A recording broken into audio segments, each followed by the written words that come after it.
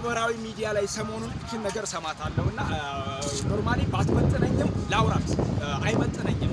በነገራችን ላይ እኔ የሚመጥነኝ የእግዚአብሔርን ቃል ማውራት፣ የመዳኑን ወንጌል መናገር፣ መዳን በሌላ በማንም የለም እንድንበት ዘንድ ከሰማይ በታች የተሰጠን ስም ኢየሱስ ነው ብሎ መናገር ይሄ ይመጥነኛል።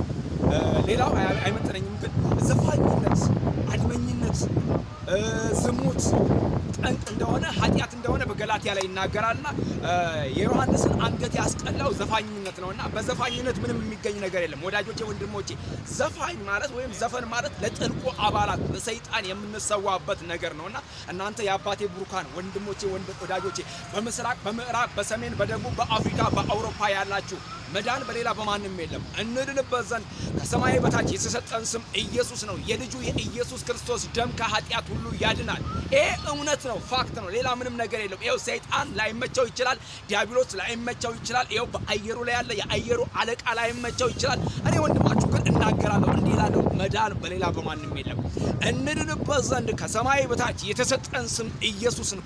የልጁ የኢየሱስ ክርስቶስ ደም ከኃጢአት ሁሉ ያድናል ያንጻል እያልን ይህንን የመዳን ወንጌል እንናገራለን። ብትሰሙ ትድናላችሁ፣ ብትሰሙ ታመልጣላችሁ፣ ብትሰሙ ሕይወት ይሆንላችኋል።